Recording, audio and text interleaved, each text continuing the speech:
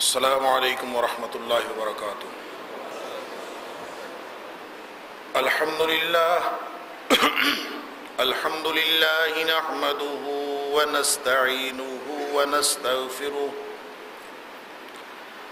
ونؤمن به ونتوکل علیہ ونعوذ باللہ من شرور انفسنا ومن سیئات اعمالنا من يهده الله فلا مضل له ومن يضلل فلا هادي له ونشهد أن لا إله إلا الله وحده لا شريك له ونشهد أن محمدا عبده ورسوله أرسله بالحق بشيرا ونذيرا بين يدي الساعة فمن يطع الله ورسوله فقد رشد واهتدى ومن يعص الله ورسوله فقد ضل وغوى فإنه لا يضر إلا نفسه ولا يضر الله شيئا نسأل الله ربنا أن يجعلنا ممن يطيعه ويطيع رسوله ويتبع رضوانه ويجتنب سخطه فإنما نحن به وله أما بعد فإن خير الحديث كتاب الله وخير الهدي هدي محمد صلى الله عليه وآله وسلم وشر الأمور محدثاتها وكل محدثة بدعة وكل بدعة ضلالة وكل ضلالة في النار فأعوذ بالله السميع العليم من الشيطان الرجيم من همزه ونفخه ونفثه بسم الله الرحمن الرحيم هو الذي بعث في الأميين رسولا منهم يتلو عليهم آياته ويزكيهم ويعلمهم الكتاب والحكمة وإن كانوا من قبل لفي ضلال مبين۔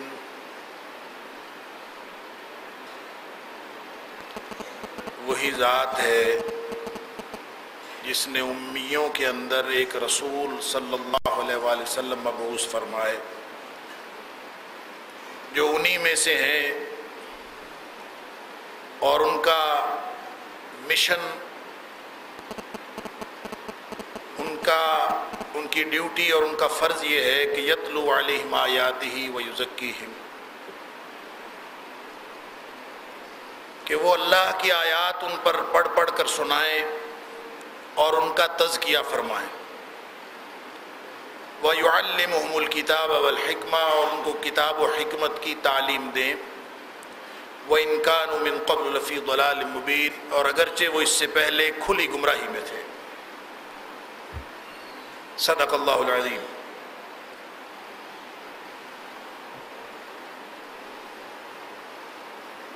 انسان کی ذات، اس کا ظاہر اور باطن، اس کا تزکیہ کس طرح سے کیا جانا ممکن ہے؟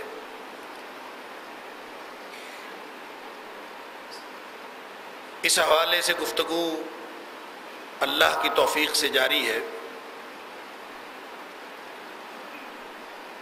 اور جیسا میں نے عرض کیا تھا کہ نفس پوری ذات پر بھی بولا جاتا ہے اور پورے وجود کے علاوہ جو اس کا باطنی پہلو ہے اس کے لیے بھی بولا جاتا ہے۔ اور جب ہم تزکیہ نفس کی عمومی طور پر بات کرتے ہیں تو اس سے ظاہری صفائی مراد نہیں لی جاتی بلکہ باطنی صفائی مراد لی جاتی، حالانکہ لفظ کے اعتبار سے، اصطلاح کے اعتبار سے دونوں قسم کی صفائیوں کا تعلق تزکیے کے ساتھ ہے۔ ظاہری صفائی اور باطنی صفائی دونوں تزکیے کے مفہوم کے اندر شامل ہیں، اور خاص طور پر جب اس کو باطن کی صفائی مراد لیا گیا اور باطن کی صفائی کے لیے پھر کوئی طریقہ کار تلاش کرنے کے لیے مختلف قسم کے تربیتی نظام وضع کیے گئے، مختلف سلسلے چل نکلے اور مختلف تربیتی پروگرام، مختلف قسم کے چلے، مختلف قسم کی ریاستیں، مختلف قسم کے مجاہدے، اور بتایا ہمیں یہ گیا کہ چونکہ یہ باطن کی صفائی ہے لہٰذا یہ کسی باطنی طریقے سے ہی ممکن ہے، یہ ظاہری اعمال کے ذریعے ممکن نہیں ہے، اور پھر اس کے لیے شریعت سے بنیادیں ڈھونڈی گئیں، کتاب و سنت سے وہ بنیادیں ڈھونڈی گئیں کہ باطنی تزکیے کے لیے جو باطنی طریقے ہیں ان کو درست قرار دیا جا سکے۔ اور میں اکثر یہ عرض کیا کرتا ہوں کہ کتاب و سنت کی سمجھ ہر ایک کو نہیں آتی، کتاب و سنت کی سمجھ حاصل کرنے کے لیے ما قبل کا جو فکری ماحول ہے، ما قبل کے جو خیالات ہیں، وہ سارے کے سارے ذہن سے نکالنا ضروری ہے، اور فکری تجرد کے ساتھ فکر کو خالی کر کے، خالی ذہن ہو کر کسی پچھلے عقیدے یا پچھلی گمراہی یا پچھلی ہدایت کے نام پر جتنے بھی خیالات و اوہام ہیں ان کو ساتھ رکھ کے اگر کتاب و سنت کی تعلیم حاصل کی جائے تو کبھی ہدایت نہیں ملتی۔ کتاب و سنت کی تفہیم اور اس کا فہم اس وقت تک حاصل نہیں ہو سکتا جب تک آپ فکری تجرد کے ساتھ خالی ذہن ہو کر کتاب و سنت کو اس مقصد کے لیے نہ پڑھیں کہ اللہ میں رہنمائی تیری کتاب سے لینا چاہتا ہوں، اللہ میں رہنمائی تیرے رسول صلی اللہ علیہ وآلہ وسلم سے لینا چاہتا ہوں، اس کے علاوہ میرے پاس کچھ نہیں ہے، کوئی ما قبل کے خیالات نہیں ہے، کوئی ما قبل کی وابستگی نہیں ہے، صرف ہدایت میں کتاب و سنت سے لینا چاہتا ہوں۔ جو اس نیت سے، اس مقصد سے اور اس منہج کے تحت قرآن نہ پڑھے اور نبی پاک صلی اللہ علیہ وآلہ وسلم کی سنت کا مطالعہ نہ کرے، اس کو کتاب و سنت سے تفہیم حاصل نہیں ہو سکتی، اس کو ہدایت حاصل نہیں ہو سکتی۔ ہاں البتہ اس کے جو ما قبل کے خیالات ہیں اس کے لیے دلائل اس کو ضرور مل جائیں گے، اس نے جتنی باتیں پہلے اپنے ذہن میں فکس کر رکھی ہیں اس کے لیے کتاب و سنت سے اس کو دلیلیں مل جائیں گی۔ یہی وجہ ہے کہ ہر منحرف فرقہ وہ کتاب و سنت سے دلائل پیش کرتا، یہی وجہ ہے کہ ایسے گمراہ فرقے جن کی گمراہیوں کے اوپر پوری امت کو اتفاق ہے، پوری امت کا اجماع ہے، وہ بھی جب اپنے عقائد کے لیے دلیلیں لاتے ہیں تو کتاب و سنت سے دلیلیں لے آتے ہیں۔ وجہ اس کی کیا ہے کہ کتاب و سنت خاص طور پر اللہ کا قرآن اور پھر اس کی ذیل میں، اس کی ماتحتی میں رسول اللہ صلی اللہ علیہ وسلم کے فرامین، وہ ہدایت صرف اس صورت میں دیتے ہیں جب کوئی شخص ان سے ہدایت لینے کی نیت سے اپنے ما قبل کی وابستگیاں دور کر کے صرف اس سے ہدایت لینے کی غرض سے اس کو پڑھے، وگرنہ اس کو ہدایت نہیں ملتی، اپنے ما قبل کے خیالات کے لیے دلائل ملتے ہیں۔ اس لیے میں نے عرض کیا کہ ایک حدیث مل گئی بخاری شریف کی کہ حضرت ابو ہریرہ رضی اللہ تعالیٰ عنہ نے فرمایا کہ میں نے رسول اللہ صلی اللہ علیہ وسلم سے علم کے 2 برتن لیے تھے، حفظت من رسول اللہ صلی اللہ علیہ وسلم وعائن، 2 برتن علم کے میں نے لیے تھے، ایک تو میں نے آپ سب میں پھیلا دیا ہے اور دوسرا اگر میں پھیلاؤں تو میری گردن کاٹ دی جائے۔ دلیل مل گئی کہ ایک دوسرا علم ہے جو کتاب کے علاوہ ہے، جو سنت کے علاوہ ہے، جو مجموعہ فرامین کے علاوہ ہے، جو کچھ ہمیں بیان کر کے ظاہری طور پر ہم تک پہنچایا گیا، اس کے علاوہ بھی کچھ ہے، یہ دلیل مل گئی۔ اللہ اکبر۔ اور پھر اس کے لیے ایک اور حدیث حضرت عبداللہ بن مسعود رضی اللہ تعالیٰ عنہ کے حوالے سے وہ بھی مل گئی۔ میں نے عرض کیا کہ جو جس فکری وابستگی کے ساتھ کتاب و سنت کا مطالعہ کرے گا اس کو اس کے لیے دلائل مل جائیں، ہدایت نہیں ملے گی۔ ہدایت اگر کسی نے لینی ہے تو قرآن کا اعلان ہے ھدی للمتقین، ہدایت اس کو ملے گی کہ جو پہلے اپنی سابقہ وابستگیوں سے اپنے آپ کو ڈیٹیچ کرے، اس سے الگ ہو، اور پھر اللہ کے قرآن سے کہے اور قرآن پڑھنا شروع کرے اور اللہ سے دعا کرے کہ یا اللہ میری ہدایت گم ہو گئی ہے، میری رہنمائی گم ہو گئی ہے، مجھے سمجھ نہیں آ رہی، میں ابہام اور کنفیوژن کا شکار ہوں، اللہ میں ہدایت لینا چاہتا ہوں، تو اس کتاب ہدایت کو میرے لیے ہدایت کا سامان بنا دے۔ جو اس نیت سے پڑھتا ہے اس کو قرآن پاک ہدایت دیتا ہے، وگرنہ نہیں دیتا۔ ہر ایرے غیرے کو قرآن ہدایت نہیں دیتا۔ یضل بہ کثیرا ویہدی بہ کثیرا، بہت سارے لوگ قرآن پڑھ کے ہدایت لیتے ہیں اور بہت سارے لوگ قرآن پڑھ کے گمراہ ہو جاتے ہیں۔ قرآن گمراہی کی کتاب تو نہیں۔ پہلے اپنا معدہ ٹھیک کرو، معدہ ٹھیک نہیں ہوگا تو کوئی قوت بخش غذا بھی تمہارے جسم کو قوت نہیں دے سکتی۔ یہ قرآن کا فیصلہ ہے۔ سورۃ المائدہ کے اندر 2 دفعہ اللہ کریم نے ان الفاظ کو دہرایا کہ وَتَرَى كَثِيرًا مِّنْهُمْ مَا أُنزِلَ إِلَيْكَ مِن رَّبِّكَ وَلَا يَزِيدَنَّ كَثِيرًا مِّنْهُمْ وَلَا يَزِيدَنَّ كَثِيرًا مِّنْهُمْ مَا أُنزِلَ إِلَيْكَ مِن رَّبِّكَ طُغْيَانًا وَكُفْرًا۔ یہ الفاظ 2 دفعہ سورۃ المائدہ کے اندر دہرائے گئے۔ معنی کیا ہے؟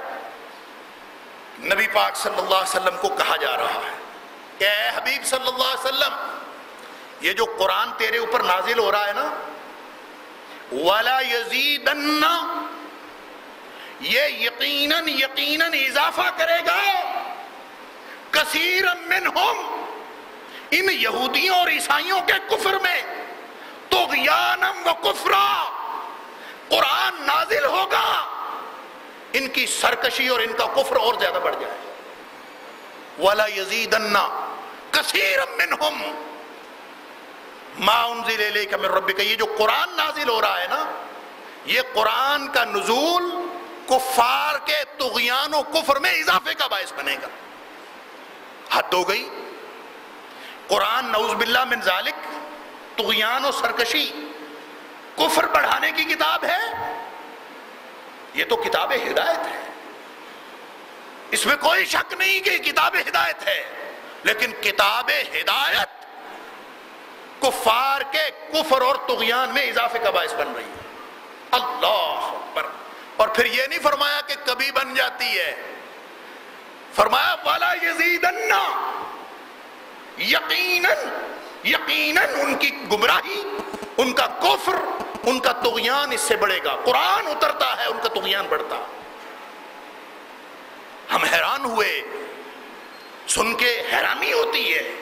قرآن کا فرمان، اور قرآن کتاب ہدایت ہے، اور قرآن کسی کے طغیان اور کفر میں اضافے کا باعث بن رہا ہے۔ وجہ کیا ہے؟ وجہ وہی ہے کہ انسان قوت بخش غذا کھاتا ہے نا، معدے میں جاتی ہے، انسان کو طاقت ملتی، اور جتنی زیادہ اچھی غذا قوت والی کھائے گا اس کے جسم کو طاقت ملتی جائے۔ لیکن اگر معدہ خراب ہو جائے، معدے میں بگاڑ پیدا ہو جائے، اس میں بیماری پیدا ہو جائے، ٹائیفائیڈ ہو جائے، کوئی بیماری، تو ڈاکٹر کہتا ہے نہ اس کو روٹی نہ دینا، روٹی نہ کھلانا اس کو، اس کو گھی بھی نہ کھلانا، اس کو کوئی ایسی قوت بخش غذا نہ دینا۔ کیوں؟ اگر اس کو روٹی کھلاؤ گے اس کی بیماری بڑھ جائے گی، اس کو قوت بخش غذا دو گے اس کی بیماری بڑھ جائے گی، اس کا معدہ خراب ہے، اس کو تو ساگو دانے کی کھیر دینی پڑے گی، اس کو دلیا دینا پڑے گا، اس کو نرم چیزیں دینی پڑیں گی۔ کیوں؟ اس کا معدہ خراب ہے، اب یہ قوت بخش غذا قبول کرنے کے قابل نہیں رہا۔ ظاہر ہے بیماری بڑھ جاتی ہے، ڈاکٹر کے پاس جاتے ہیں، ڈاکٹر کہتا ہے لگتا ہے روٹی کھا لی ہوگی، روٹی کھا لی ہوگی، بیماری بڑھ گئی۔ تو جن کے دل و دماغ کی زمین خراب ہو چکی ہے بدعقیدگی کی وجہ سے، جن کے معاملات خراب ہو چکے ہیں غلط عقائد کے ساتھ اپنی وابستگی کی وجہ سے، وہ جب اللہ کا قرآن سنتے ہیں، وہ جب رسول اللہ صلی اللہ علیہ وسلم کا فرمان سنتے ہیں، ان کی بیماری میں اضافہ ہوتا ہے، ان کی صحت میں اضافہ نہیں ہوتا، ان کی بیماری میں اضافہ ہوتا ہے۔ لہذا اگر بیماریوں سے بچنا ہے، اسی لیے تو تزکیہ ہے، اسی لیے تو تزکیہ نبی پاک صلی اللہ علیہ وآلہ وسلم کا بنیادی مشن ٹھہرا، پاک کرنا ہے، بد عقیدگی صاف کرنی ہے، غلط عقیدے ختم کرنے ہیں، غلط قسم کا علم ختم کرنا ہے، عملی طور پر جو غلطیاں کوتاہیاں صاف کرنی ہیں، یہ نبی پاک صلی اللہ علیہ وسلم کا مشن ہے۔ اور اگر ہم یہ مان لیں کہ ایک علم ظاہری ہے اس حدیث کی بنیاد پر اور ایک علم باطنی ہے، اگر مان لیں اللہ اکبر، تو کیا بنے گا؟ اس کا نتیجہ یہ ہوگا جو ہوا کہ ایک اہل ظاہر کا علم ہو گیا، ایک اہل حقیقت کا علم ہو گیا۔ وہ کہتے ہیں نمازیں، روزہ، حج، زکوٰۃ یہ اہل ظاہر کے کام ہیں، یہ اہل شریعت کے کام ہیں۔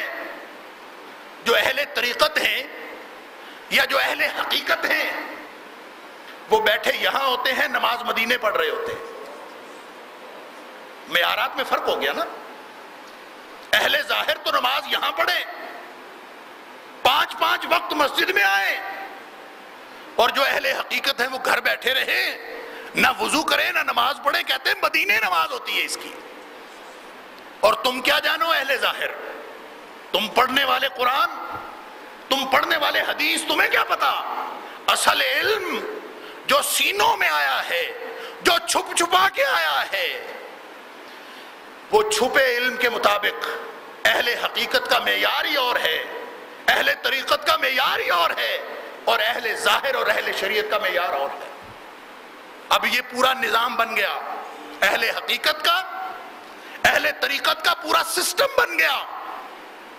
وہ ہمارے علاقے میں ایک پیر ہے، بلکہ پورا خاندان ہے، وہ ڈیرے میں بیٹھ کے شراب پیتے ہیں۔ ان کے مرید بھی بہت ہیں، ان کے مریدے سے کہیں کہ یہ شراب پیتے ہیں، وہ کہتے ہیں بے وقوفو، یہ تم اہل ظاہر کو شراب لگتی ہے، جب یہ پیتے ہیں یہ دودھ بن جاتا ہے۔ اہل حقیقت کے معاملات یہ اور ہیں، اہل طریقت کے معاملات اور ہیں۔ لہذا اہل حقیقت، اہل شریعت تو پڑھے نماز، اہل شریعت تو رکھے روزے، اور اہل ظاہر تو کریں بندگی اللہ کی، اور اہل حقیقت گھر بیٹھے نہ نماز نہ روزہ نہ حج نہ زکوٰۃ نہ صفائی نہ طہارت نہ پاکیزگی، وہ منہ سے گالیاں بکیں، کہا جاتا ہے دعا مل گئی ہے، وہ منہ سے گالیاں بکیں۔ اہل ظاہر کا معیار یہ، اہل شریعت کا معیار یہ کہ نبی پاک صلی اللہ علیہ وآلہ وسلم نے فرمایا جو گالیاں بکتا ہے یہ منافق کی نشانی ہے۔ اہل ظاہر کا معیار یہ ہے کہ جو گالیاں بکتا ہے، اذا خاصم فجرا، جب یہ جھگڑا ہوتا ہے کسی کے ساتھ یہ گالیاں بکتا ہے، یہ نفاق کی نشانی ہے، منافق کی نشانی ہے، جس کے دل میں بیماری ہے اس کی نشانی ہے۔ اور اہل حقیقت اور اہل طریقت کہیں اللہ اکبر کہ جو گالیاں بکتا ہے اصل میں دعائیں دیتا ہے۔ جو ننگ دھڑنگ بیٹھ جائے وہ تو سب سے بڑا ولی ہوتا ہے، جو کپڑوں سے بھی بے نیاز ہو جائے۔ اہل ظاہر کہیں اور اہل اہل شریعت کہیں کپڑے پہننا فرض ہے، سطر چھپانا فرض ہے، اور اہل حقیقت کہیں کہ یہ کپڑے اہل شریعت والوں کا معاملہ ہے، ہمارا معاملہ نہیں ہے۔ اللہ اکبر! اہل طریقت، اہل شریعت نماز پڑھے، اہل شریعت زبان کی حفاظت کریں، اہل شریعت، اہل ظاہر نبی پاک صلی اللہ علیہ وسلم کے حکموں پر عمل کرنے کی کوشش کریں، اور اہل طریقت کہیں کہ کبھی طبلے کا حکم ہو گیا، کبھی دھمال کا حکم ہو گیا، کبھی بین باجے کا حکم ہو گیا، کبھی قوالی کا حکم ہو گیا، کبھی جو دل کرے اس کا حکم ہوتا جائے، اس لیے کہ کوئی قاعدہ پیمانہ تو ہے نہیں۔ یہ پیمانے تو سارے ہیں اہل ظاہر کے، یہ تو پیمانے اہل شریعت کے۔ اہل طریقت کا اپنا نظام ہے، اہل طریقت کا تربیت کا اپنا نظام ہے، اور ان کے ہاں سارے معیارات ہی اور ہیں۔